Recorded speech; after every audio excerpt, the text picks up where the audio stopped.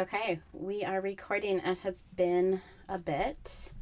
We finally found some time to get together, but Kay and I have been doing a lot of research on the case that she wants to kind of present today, and we're gonna just kind of jump right into it. Yep. Go through the rundown. This is gonna be a little bit different because we both watched an episode of Unsolved Mysteries and did our own research without really communicating too much about what our thought process was. And we're going to kind of compare answers here. Mm-hmm. And see. We have got a lot of notes. Okay, let's do it. A lot. That means a lot of editing for me. That's what that means. We will jump right into this.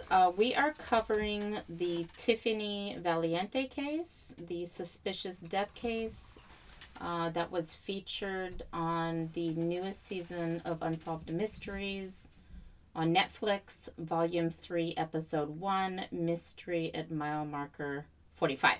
Yes. This suspicious death happened in 2015, so it's 7 years now. Well, we're going to start by pulling up the Valiante, New Jersey Transit Complaint D'Amato Law Firm lawsuit, which is available online. It's like 130 pages. It's a big document and has a lot of facts that we're going to try and go through and cite and get answers to for a lot of people who maybe did watch the Unsolved Mysteries episode. And I'm sure most people, from everything that I can see online, there's a lot of questions. So we will try to cite this lawsuit and answer some questions as we go. Okay, we're going to start with page 1 of the Valiante NJT Complaint D'Amato Law Firm lawsuit. We're going to start with page 1. We're going to quickly go over an introduction. Tiffany Ida Mae Valiante, born in Atlantic County, New Jersey, March 3rd, 1997.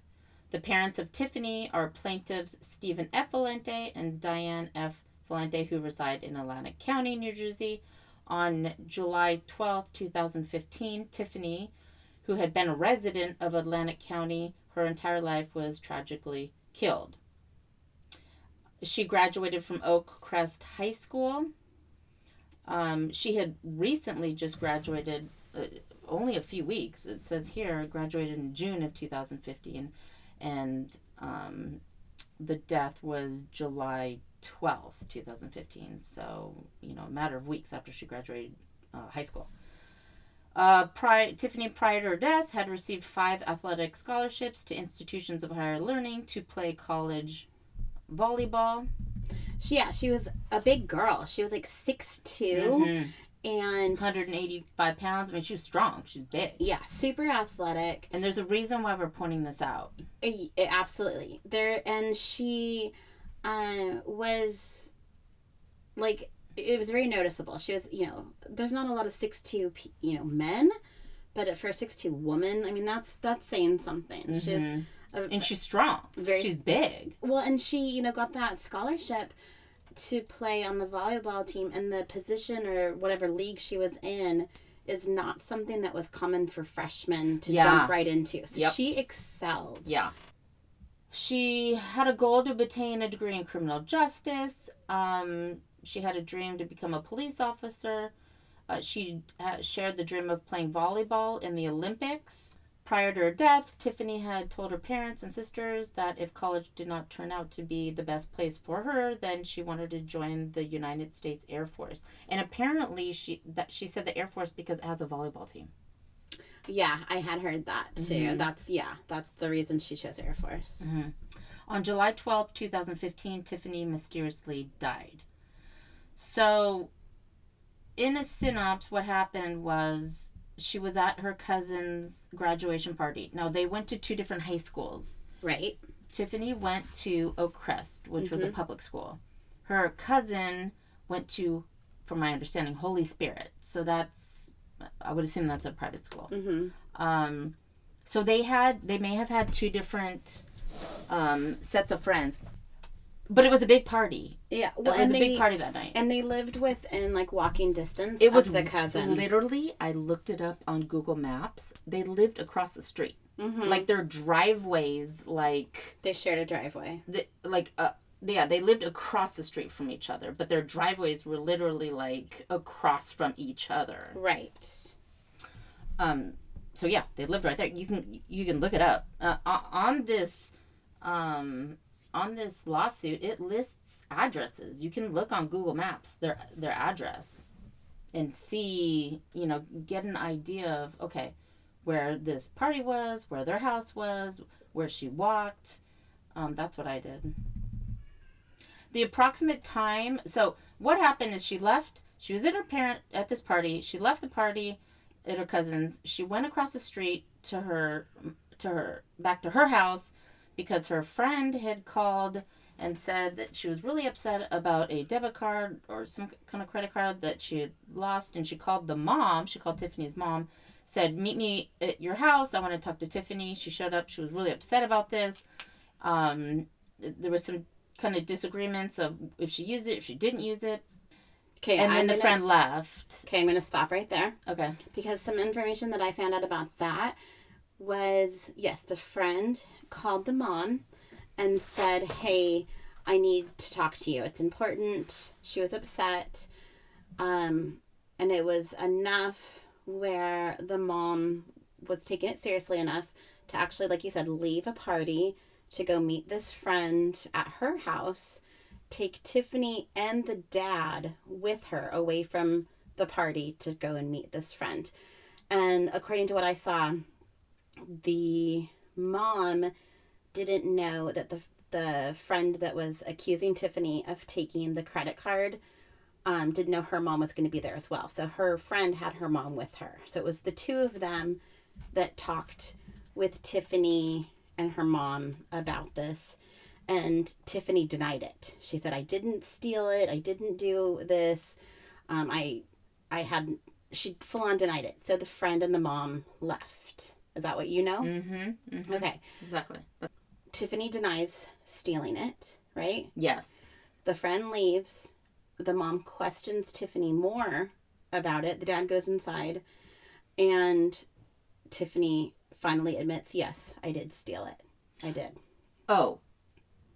I think there's a part somewhere after the friend left that they went in Tiffany's car. Mm-hmm. And they're, from my understanding, they found, the debit card was in the car, maybe, and she put it in her back pocket, and the mom saw her putting it in their back pocket. Because she was trying to hide it. And yeah, possibly. And that's when the mom got upset and saw her put the debit card in her back pocket, and that's when she got all upset and said, I'm going to go get your dad, and then went back inside, and then Tiffany on the deer camera was seen leaving the driveway, and the mom came back out literally from with the time stamp on the deer camera. It's like 1 minute. Mm-hmm. So it was like 9:28, and then a picture of Tiffany leaving the driveway, and then at 9:29 or whatever it is, we can go through the lawsuit.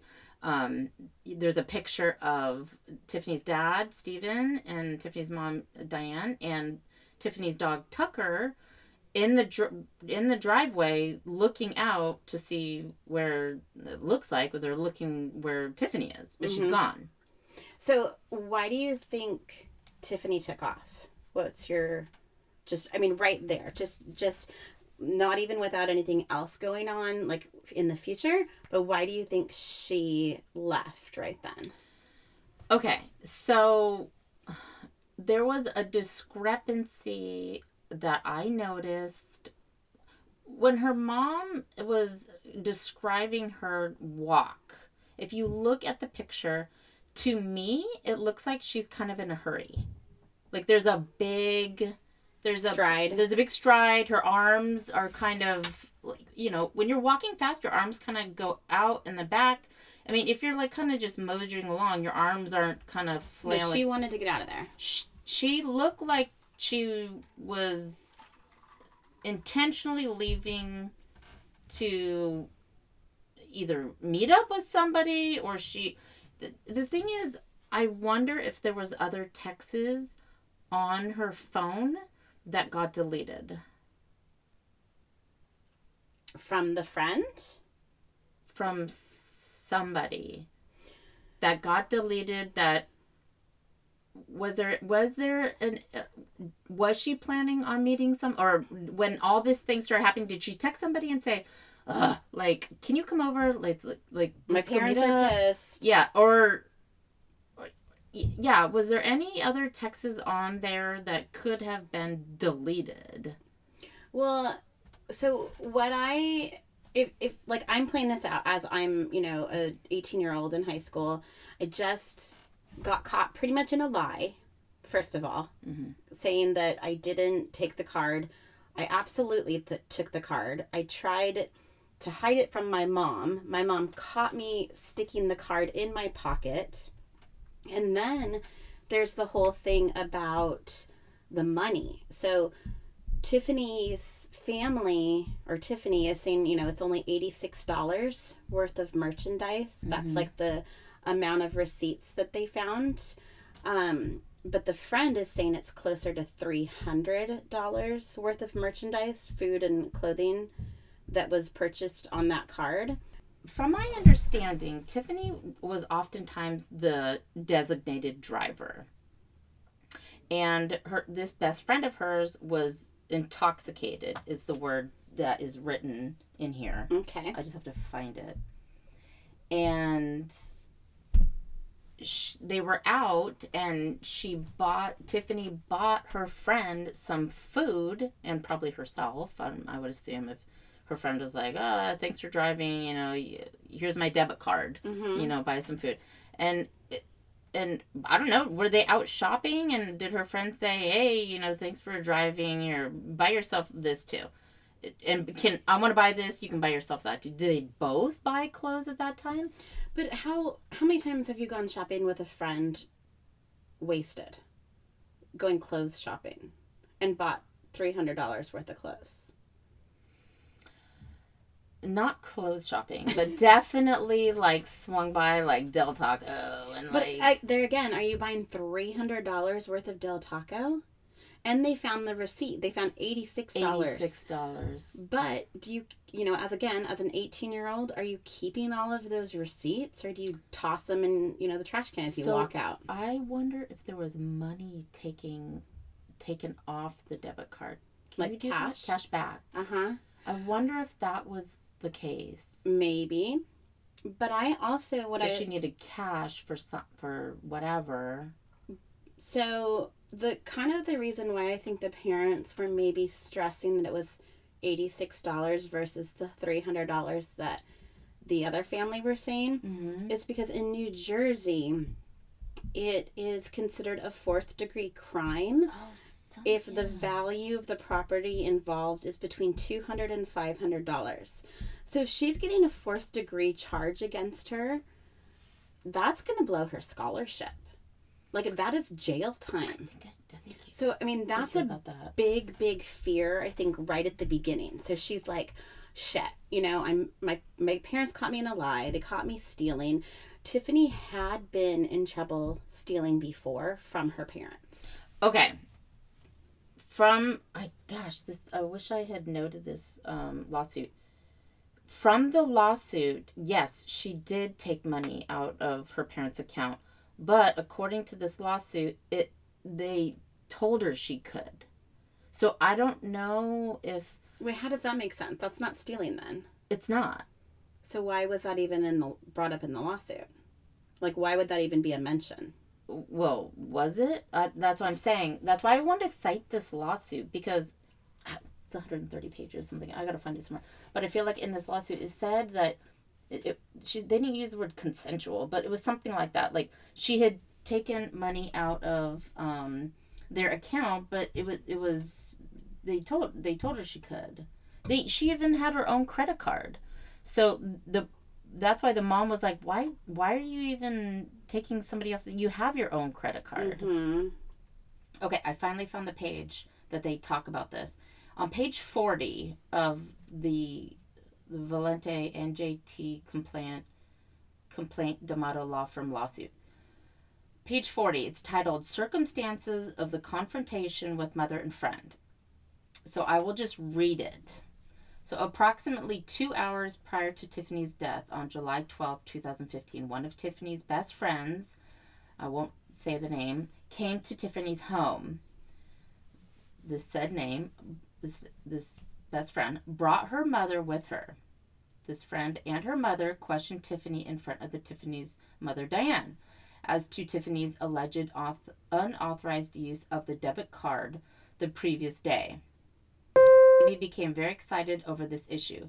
According to Diane, Tiffany replied, "Why are you acting this way?" Diane told this best friend and her mother that she would talk to Tiffany, and if there was a misunderstanding regarding the use of the debit card, Diane would make sure that this best friend was repaid approximately $86. Tiffany subsequently admitted that she had used the card, but added that her friends always use each other's credit or debit cards when necessary. Tiffany added that she had spent a recent evening with this best friend when this best friend was intoxicated, and that Tiffany had spent money buying this best friend meals and other items. The encounter with this best friend, in my judgment, does not arise to a motivating factor for Tiffany to have taken her own life. Rather than this being a motivating factor, it is much more likely that this athletic teenager, after 2 hours, would have walked off any emotion she was feeling when she walked away from her house. It was hot. So this is the medical, this is one of the people stating what happened and their belief that this was not a suicide. It was hot that night. Tiffany walked away from her house. It's much more reasonable to believe an 18-year-old walking for 2 hours, nearly 4 miles, would have been thirsty, turned around, and gone home. She was leaving for college in 4 weeks and wouldn't have had to confront this best friend again if she didn't want to. In the same respect, she would have been leaving home and living on campus in 4 weeks if she were unhappy with home life. This is I'm citing page 40 of the lawsuit. So this is, they hired several experts to go in and give their expert opinion on what are we dealing with here, a suicide or a homicide? So this person does not believe that this would be a motivating factor for suicide. Okay. So another thing that I think could have been stressing her out and giving her a lot of reason to kind of like try to run away for a bit and just Clear her head and just maybe she felt like there was no way out, with all the stuff that was piling up. Just, you're 18 years old. You don't really deal with things very well. Mm-hmm. You feel like the littlest thing is an end of the world scenario. Mm-hmm. You're, like I said before, she's not necessarily getting support from her family about coming out as gay. She just got caught in some lies and some more theft. She also was having issues with her mom. We talked before about her being really tall and big and strong. And she was an athlete. And athletes, especially volleyball players, are diving onto surfaces to get a ball. And mm-hmm. she's not afraid of getting hit or diving because she got this amazing scholarship. Mm-hmm. So she's, probably getting pretty banged up, pretty bruised or injured. Mm-hmm. Well, one of her teachers noticed a bruise so significant on Tiffany that she called CPS. And CPS came out to investigate, and it was her mom. Her mom did admit that they had been arguing a lot and she had hit Tiffany. And CPS had not been called just once. They had been called out 3 separate times. And to me, that there's, she's an athlete. She's getting injured frequently, but she's got something so significant on her for a teacher to take notice and make a phone call. Okay, I'm going to play devil's advocate with this one. Okay. So there are some people who are just super emotional and they're very physical. Like, I mean, look at The Sopranos. They slap each other around. You know, there's just certain families that I think they're just physical. Like they love each other, you know, but they get really emotional. They get really like. I mean, if you watch the Unsolved Mysteries document, this is like they're just absolutely torn apart. They're very emotional about Absolutely. it. I'm not maybe saying, her mom didn't love her, and I'm not trying to place blame on the mom at any means. No. I do think that that's one more stressor that she had in her life. It could be. But, you know, she obviously had a great relationship with her mom's birthday was a couple, I don't know, 2 weeks or something after this incident happened. And she had organized getting her mom a kitten to help because she was going to be leaving the house. And she was worried about her mom being, you know, like, she thought the kitten would be something to kind of make her happy, you know, give her comfort. Something like, because she was going to be leaving for college. So, I don't, just that alone, like, you have a good enough relationship with your mom. Yes, maybe you fight. Like, I don't know, like. But also, would that just be one more thing to stress you out? I do not believe this is a homicide. All right, a suicide. I will put that out there. See, now I'm leaning towards suicide, obviously. I wish I thought you were right.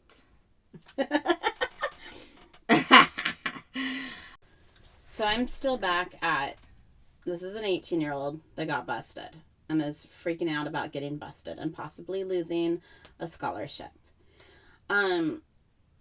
Tiffany was also dealing with some other stressors, I think, in her life.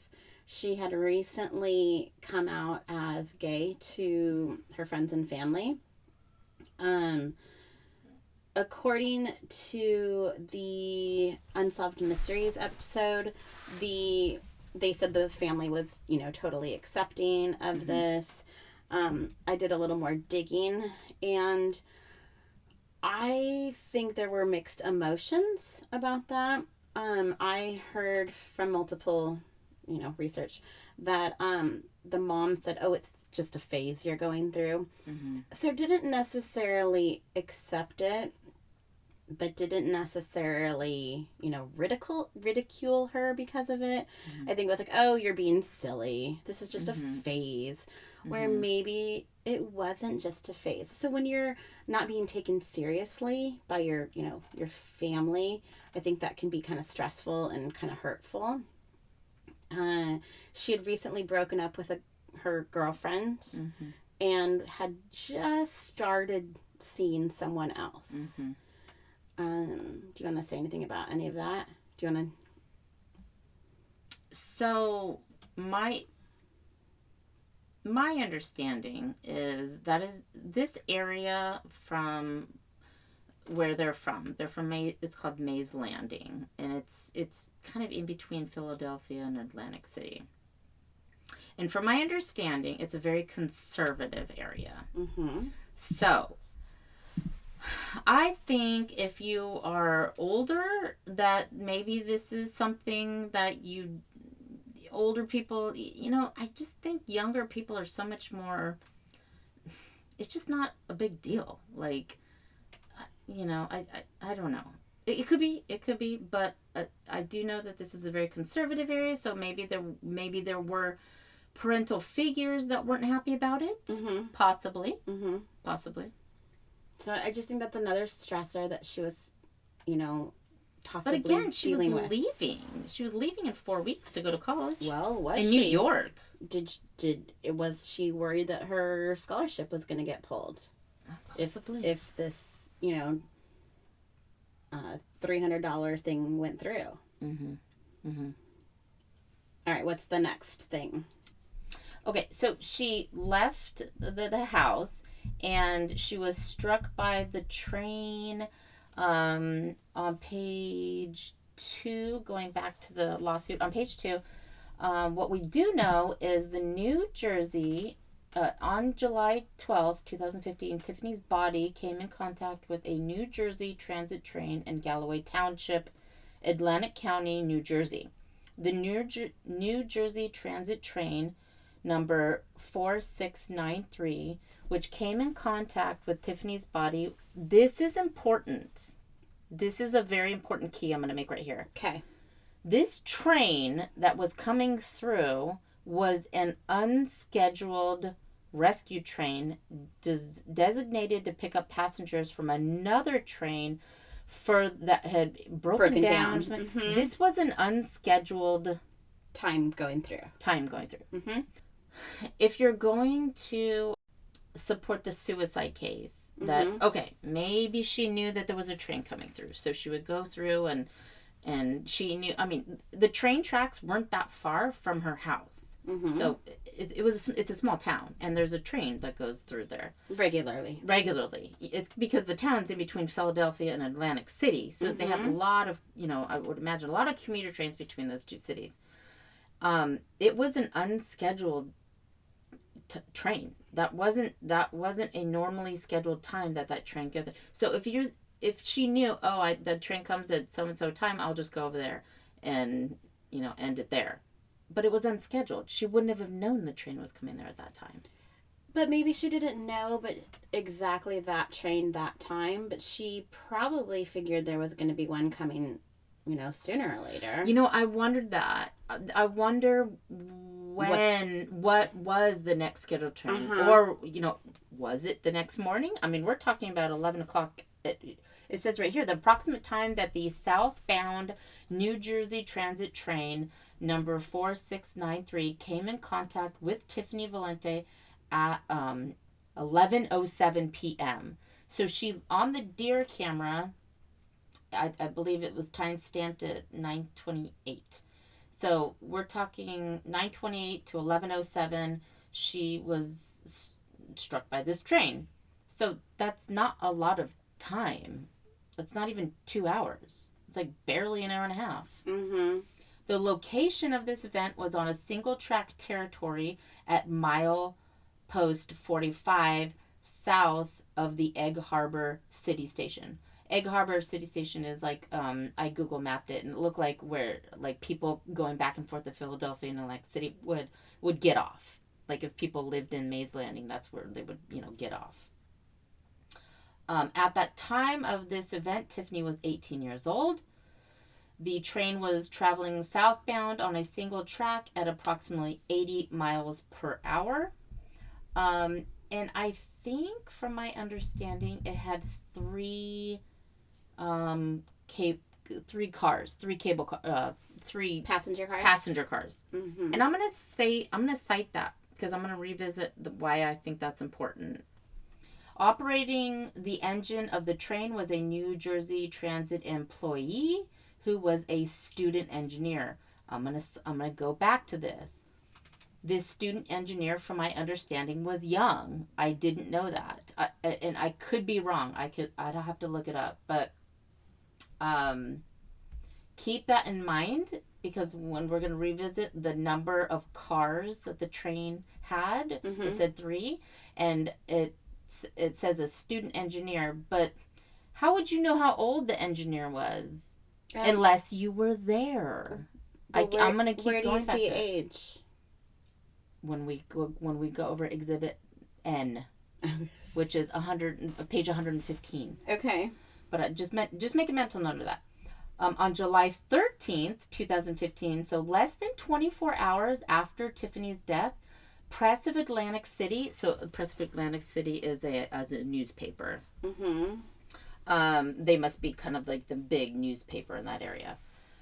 Press of Atlantic City staff writer, I'm not going to say this person's name either. This person wrote an article about Tiffany and an upcoming vigil in her honor.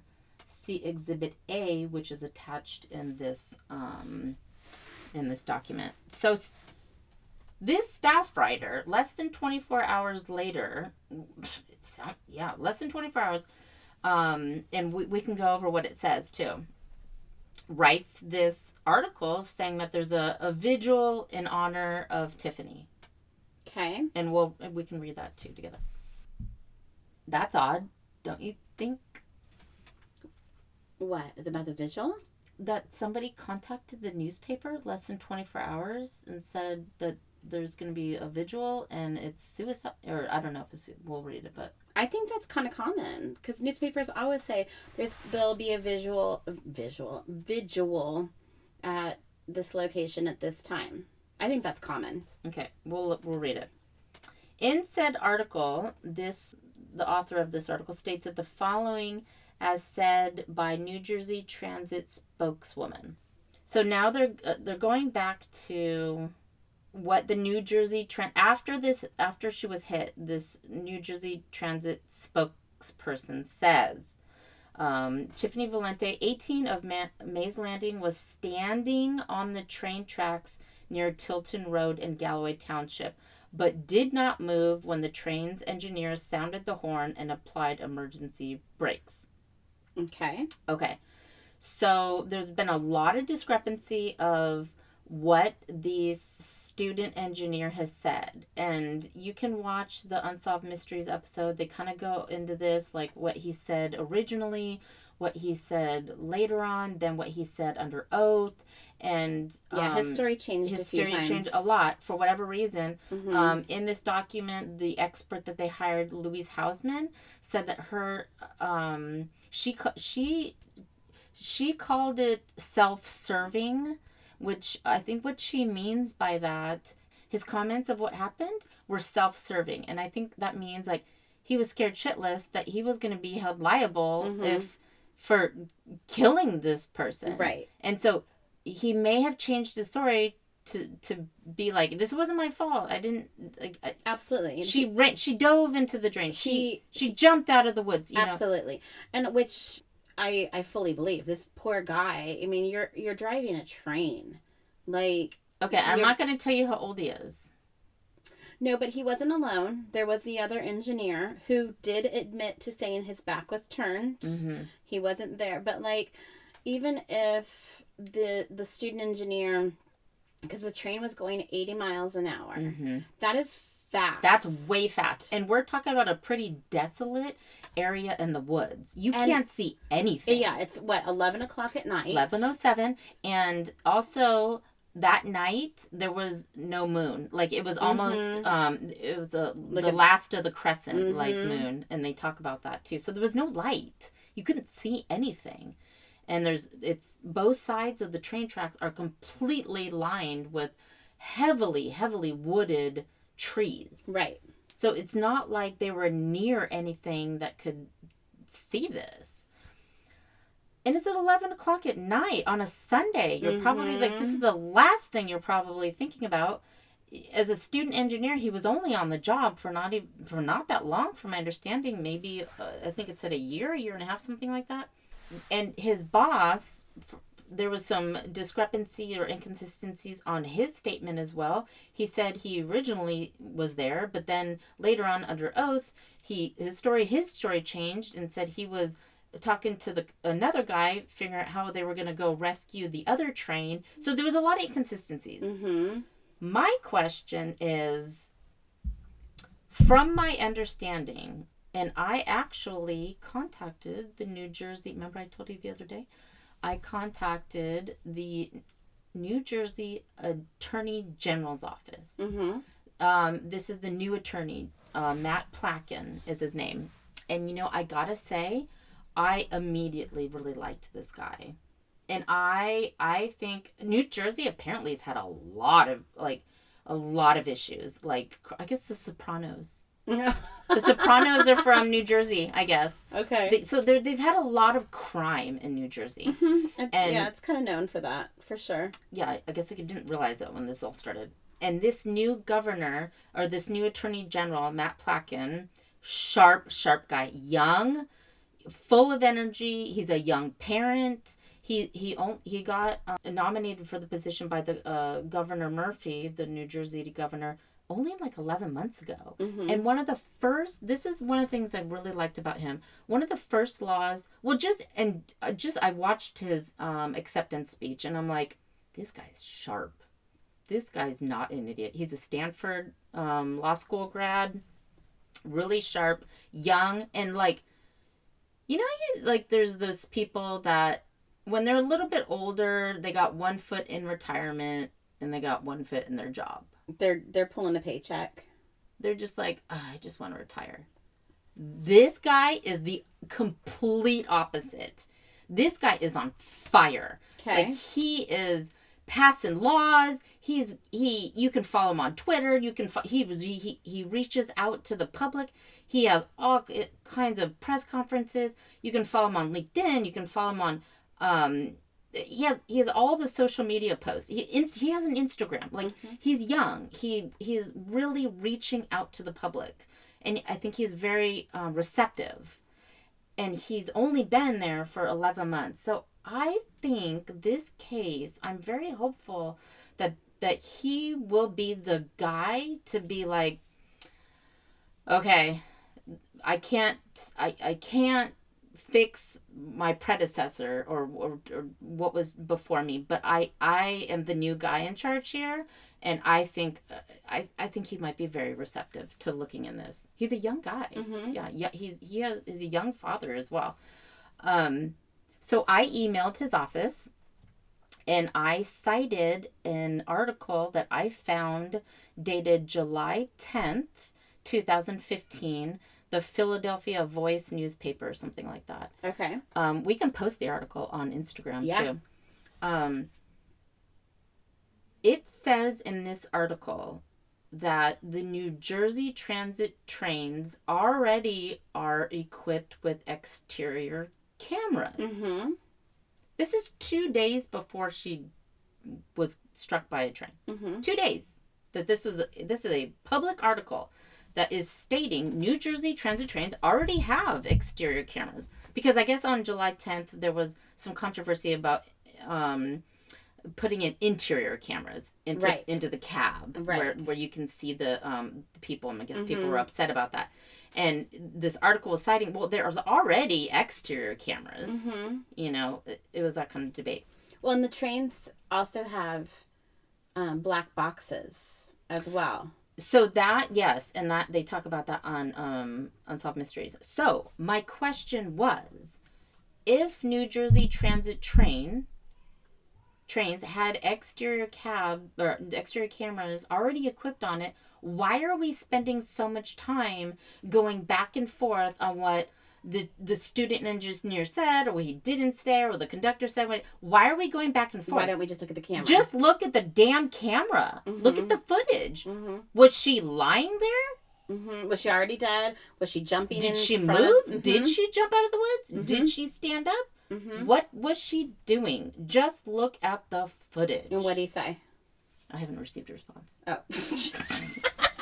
But I just sent it like 5 days ago. Oh, I was really expecting an answer. Maybe we can do a follow-up. We'll do a follow-up and be like, okay, you guys, I'm going to read you what Matt emailed me back. I mean, because you think that would be kind of a given. Like, you think Why hasn't anyone talked about this? It's not even talked about in the lawsuit. But Hello? But do you think that article was correct then? Do you think that maybe the person that wrote that article was not informed correctly? Because if it's only found in that one article, it's not in the lawsuit. The parents aren't fighting for that footage. The lawyers aren't saying, hey, where's that, information? If, all these people are questioning this, wouldn't that be the first go-to? So You would think. That's why I'm questioning the validity. Thank you. Validity of that article. So I don't think that guy was correct about his information. So we're going to cite this again. We're going to go over Exhibit N, and we're going to talk more about this because apparently the Hobaneki, there was a train crash, and they reviewed the exterior cameras to find out what happened. Mm-hmm. So I'll find the date. I don't think it was, in 2015, but it was shortly afterwards that they had exterior cameras and they reviewed them. But maybe because this train was the rescue train, maybe it wasn't a typical train. Oh, possibly. Maybe it wasn't. And so back to the whole rescue train and the whole, like, how often did trains come through, and would Tiffany would Tiffany even know the times? So I just looked up the arrivals to Egg Harbor City Station in New Jersey. Yeah. And they've got an arrival at 9:14 p.m. and then another at 10:12 p.m. and then another at 11:12 p.m. and then another at 12:09 a.m. and then another at 2 a.m. So it sounds like almost every hour, every 2 hours, there is a train coming through. So, I've seen a lot of people, a lot of people talk about this case online, and there's been mention that if we're talking about suicide, if we are going to talk about homicide, the person that may have been involved, if she was placed there, was probably somebody local who knew the times that the trains were coming through. Or knew one was coming soon. I don't necessarily think it's the same. Like, the schedule, but that there's trains coming frequently. Somebody is probably local. Like, that's what a lot of it. And I would probably think that's probable if you are trying to cover the crime. But the same goes for suicide. If that's how you plan or not plan, maybe you just make a judgment at that moment and step in front of a train because it's a opportunity. A train's coming through frequently. Yeah. So I think the times of the train, it was a possibility. But, coming every hour, that's pretty frequent. Yeah, it's a lot. Okay, on July 17, 2015, an Atlantic County Sheriff's Department bloodhound named Luke located what he believed to be the son of Tiffany Valiante. So this bloodhound, and mind you, this bloodhound was brought in 4 days after, 4 days later. And I guess it had rained pretty heavy. But he located the scent from her house to the kind of general area of down certain roads. And you can go in, if you just go online, you can see there's all kinds of pictures of what streets that they went down. But basically went down her street, then went down to the main street, Tilton Road, and in the general area of the tracks. So I don't know. If you're in a car, like, I wonder if a bloodhound can tell if somebody got in a car and drove that way. They can't tell it's necessarily a car, but they can tell where a scent stops. So they'll follow, and then all of a sudden just come to a dead end because they don't know, they lose the scent. They're not going to be able to follow a scent in a vehicle. So from my understanding, the dogs, so there's a kind of this main road that kind of heads towards the train tracks, and it's called Tilton Road. And her, the kind of the mystery of why this seems very odd was she was found without any shoes. And I believe, I kind of go back and forth. The Unsolved Mysteries said she had bra and underwear on. But if you read the lawsuit and if you read the medical examiner's evidence, there's no mention of underwear. So I'm not sure if she wasn't wearing her clothes. That's for sure. Right. She wasn't wearing her shirt. She wasn't wearing, and her shorts were never found. And her headband was. Yep.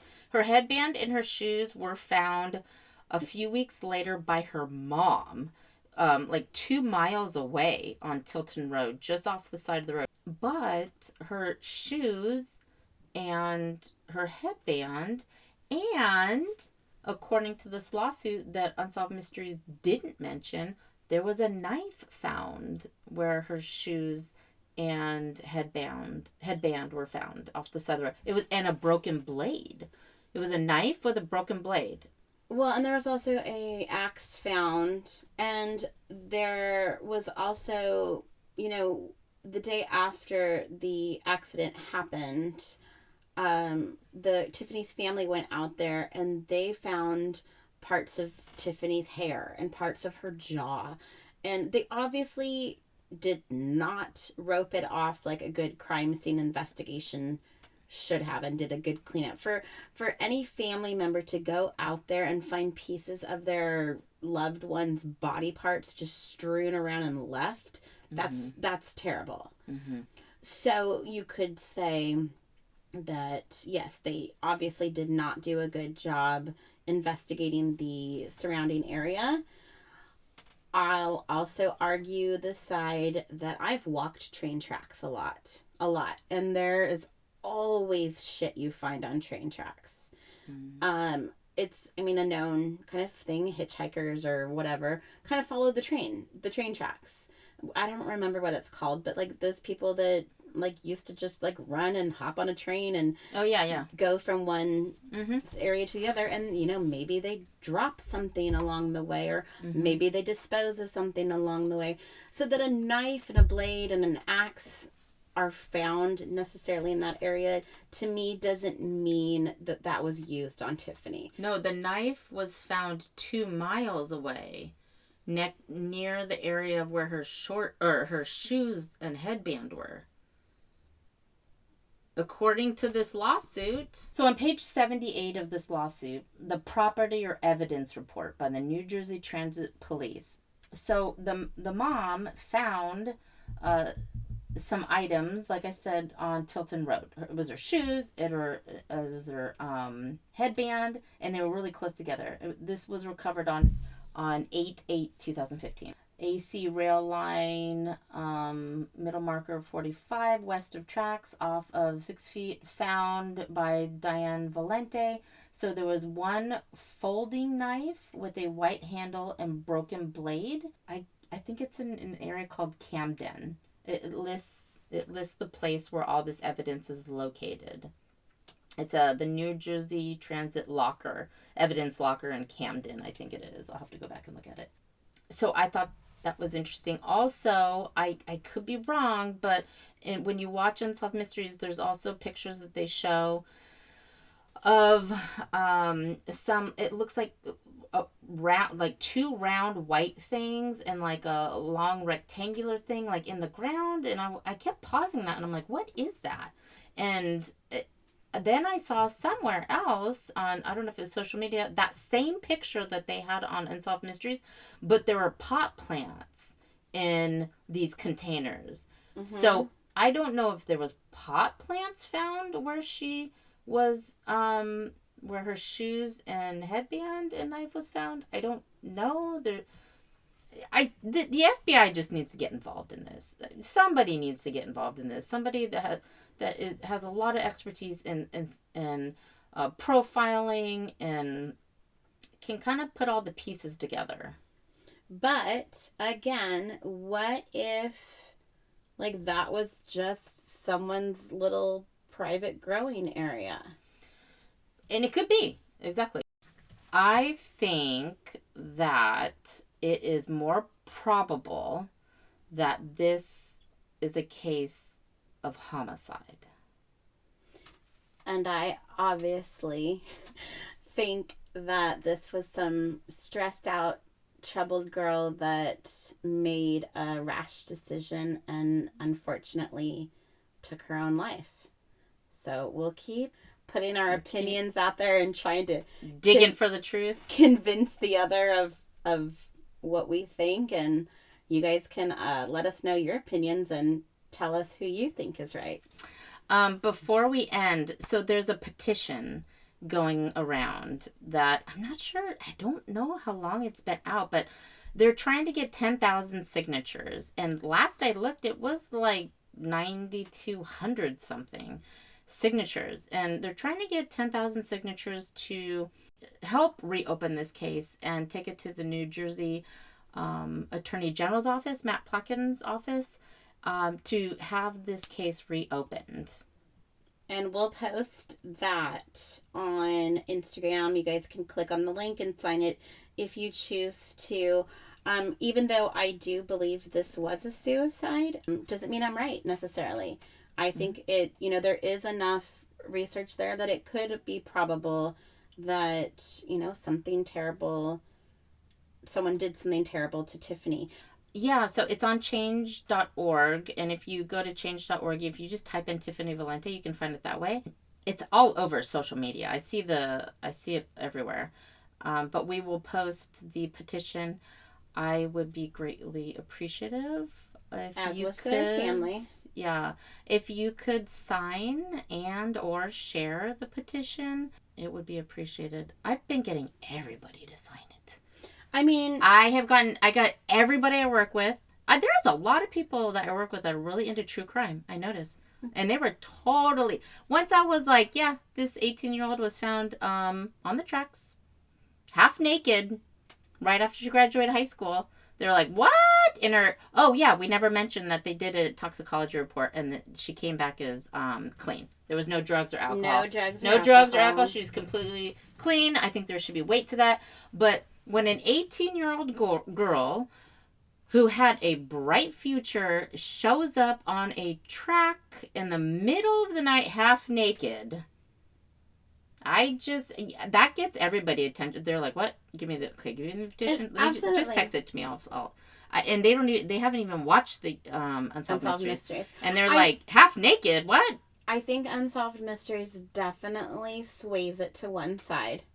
They definitely are leaving certain things out and kind of, making it seem, obviously entertainment. There's a lot of information out there that they left out, whether intentional or because they were trying to fill a 40 minutes time slot. Mm-hmm. I encourage everybody to look up the lawsuit themselves.